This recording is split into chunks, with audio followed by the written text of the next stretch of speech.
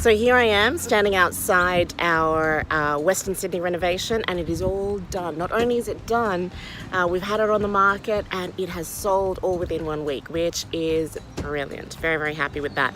So I'm going to show you the place, what was done to it, and you can have a little bit of a view of the before and afters. Let's go. If you remember, the place was pretty run down.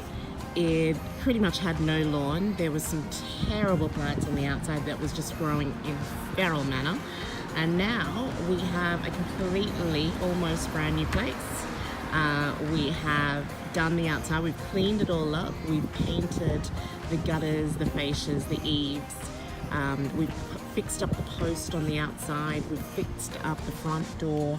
We've completely re-leveled the land, put in some fresh turf, which has come up quite lusciously, and we have landscaped the front as well. Here's the front door. What we did is we replaced the original door and glass panel with a big luxurious door which gives a custom feeling. We've got some big bold numbers to make to make it obvious, rather make the place look more contemporary. And I just love things anything big, so I chose a big door handle to give it a feel of luxury. Now we enter inside. We've got the entry here, the living space, and that's my new baby Harp over there, who's just about to have a little squeal. My other son's coming up here, but this is the living space. Now it's a little bit of a weird layout because it's an L. There's my other son, or Sebastian. It's a bit of a weird layout because it is an L-shaped living dining space. Now, you can put your furniture wherever. However, for viewing purposes for sale, what we don't want to do is put a couch, covering up the window, because it will look a little bit odd and it will block the view and the feeling of space. So for dressing purposes, what we've done is we put the couch against the wall. We've chosen light furniture to give the place an even bigger feeling of space. So what I mean by light furniture, nothing chunky, not just light in color, but nothing chunky. Here you can see the legs of the tables, you can see under the tables. Hey honey. You can see under the sofa. This makes the place feel big, spacious, airy, and modern, And the dining space looks all the way outside to the yard. We come into the heart of the house, the piece de resistance, the kitchen. And what have we done here? This was actually a dark kitchen, because there's only the one window realistically and the way it's placed in the house. So we wanted to brighten it up, give it a really fresh look. It is a good size, but we wanted to give it a little bit of glamour, and a little bit of, that feeling of luxury. So we're putting glass splashbacks, stone bench tops, a standalone cooker which is quite big, and it gives it the feeling of a double oven. And a range hood as well, all stainless steel. We've got the space for a large fridge. We've got the stainless steel dishwasher, the beautiful gooseneck taps for finishes, beautiful modern square set sink, and these glass and marble decorative pendant lighting. And it really gives it that feeling of luxury. Let me get those lights on for you. So it's just that feeling of, I'm living in a beautifully brand new feeling place. So by putting in the glass splashbacks, it really bounced the light around and gave the place such a bright feeling. I just realized I've done this video without the lights on, so let me put the lights on for you and you can see the difference. There we go. Polyurethane joinery and cabinetry, modern handles. Here is the main bedroom. Now, as far as main bedrooms go, it is not the largest, but with some smart furnishings, a full queen size bed, yeah, some soft window curtains, of course, girl windows, and oh hello, there I am, post baby. We've made a pleasant space. Now we have made the room a little bit smaller because we put the built-ins in. However, what it's done is it essentially does save space in the long run, and it makes the place look very usable, and it's a master. It gives it a full master feeling because it is large built-ins. Okay, from the master, we're going into the three-way bathroom, which has got a pocket door here. You can see that.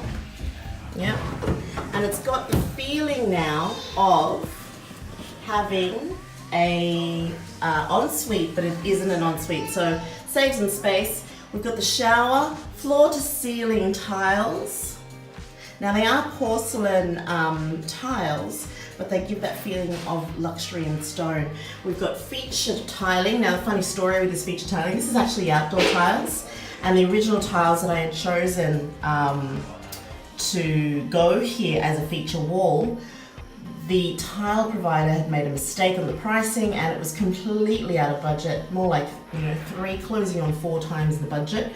So I had to, because I had the tilers here on the day, I had to find a last minute solution, which I did find on sale, and it meant that the tiles had to be available straight away. So these were the ones I chose, and I chose them by photo to try and match the other tiles, which made for the walls and the flooring. Now, right across from the shower, we've got the standalone bathtub. We've included some beautiful fixtures that don't need to cost too much money, and if you dress them right, it makes the place look absolutely amazing. So, standalone bathtub right across from the shower. That then leads us to enter into my reflection. There you are. Double vanity. Yeah, double vanity there with mirrors, the same feature tiling behind the vanity, and in here we've got the toilet. Once again, floor to ceiling tiles, gives the place a very spacious feeling because of the consistency. Okay, there we go. This is the hallway redone. Now, what we did is we actually turned the laundry into a bathroom, and you'll see it here. And what we wanted was a bathroom that had a laundry, not a laundry that had a bathroom. Now, we had a few dramas in making that work in this space. We were told things could fit, and then things were placed in and they didn't quite fit, so we had to find a workaround. So I'll show you what was done. We didn't quite get the design we originally wanted. We wanted that not to be a normal laundry sink, and we wanted laundry features hidden behind, like a Euro laundry, hidden behind some joinery. Long story short, it didn't fit the way we thought it would work. After all the adjustments had been made, the tiling had been done and the plumbing had been done, so and that was the fault of our builder. But the quick workaround was to come up with a solution. So that solution was to create a platform to put the washing machine on and the dryer on top of that. Yeah, so it would elevate. Now the reason why we needed a platform is because the toilet was right here. So the doors of the washing machine, if they're forward facing, need to be able to open. So if they're put on top of that, they will easily open, and there's enough clearance for the toilet as well. Okay, we did put the luxurious tiling floor to ceiling, and we finished off now. Like I said, this wasn't the original vanity we wanted, but it's what was placed we had to do with in the end. And what we did, the plumbing is hidden in here for the washing machine and dryer. So we had to put a hole to allow for the tubes to go into the plumbing, which would make the place look still very neat, so there's not tubes running around everywhere. But a little bit of dressing in the space, still gives it a very luxurious feeling. So now this is a 2-bathroom home with a shower. Yep, extra shower in the second bathroom and the full toilet. So now we're coming down the hallway and we're going into the rumpus room. And there's my son with his nanny, the phone, for just a moment. And so we have a living space. We wanted to give the rumpus room clear definition of what it could be. We have a nice living space. Now behind this curtain is a not so nice fence. So for staging purposes, we have put up the sheer curtains. You can see the not so nice fence. For staging purposes, we have put up the sheer curtains to give it a nice, soft, beautiful look and to distract from the fence. Now, to save on the budget of this reno, because it was such a huge job, we have chosen strategically which windows to have window coverings on. We didn't actually put them on all of them. We've actually put them only on the windows that are facing the front yard so people can't see in, and also this one to detract from the bad fence. So there we go. Now if we turn around, we have the second dining space, or the casual dining space here in this rumpus. Leads onto the outdoors and the kitchen right there.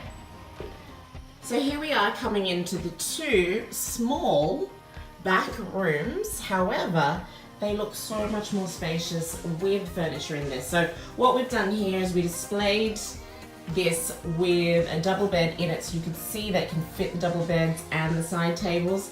It's got the built-in robes, as you can see there.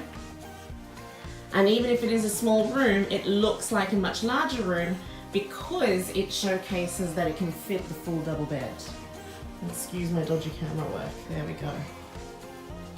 And if we come into the second room, we've done this with a single bed. Slightly untidy at the moment, sorry guys.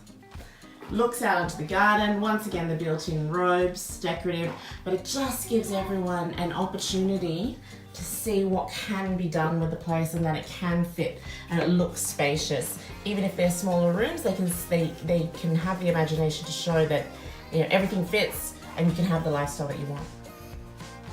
One of my favorite spaces to create for the place, because this did not exist at all, an outdoor living space. Yeah. So what we did is we tiled off an area to create an actual outdoor room. We didn't actually do that much, but the furniture gave the illusion of it being an actual usable outdoor room. It's not even an illusion because it is usable. I added the screening because I didn't want anyone looking out onto the not so great fencing, and it just gave it a feeling of a complete outdoor room, realistically. And that obviously leads out onto the large yard. Now it is a large plot of land, 590 plus square meters. Grass is a little overgrown at the moment because there's been a lot of rain. So it leads out to a big plot of land out here. Now look at that back fence. Not a great back fence whatsoever. It is an old wooden back fence, but that back fence doesn't just affect us, it affects, as most fences, you share it with neighbors, and it goes the whole way down, I think 2 or 3 houses along this way. So instead of going to the trouble of trying to find the neighbors, get an agreement, share the costs, all of that, all we did was paint the black fence to make it so it just disappears and it's not an ugly old wood rusting fence. It's still not great, but it's better than what it was. That's what's most important. It's definitely better than what it was. In the garden beds, we added the red mulch, which made the backyard pop as well, to give it some definition. So there you have it. That was our Western Sydney renovation. We took something from crap and made it fab. Well, hopefully you think so as well. The results on this were quite incredible. We sold the property within a week and we made 100% return on the money. So there you go. For more of our deals and for more of the projects that we've been working on, go to our website, propertyrocket.com.au, or follow us on social media, Instagram and Facebook. I look forward to hearing from you soon.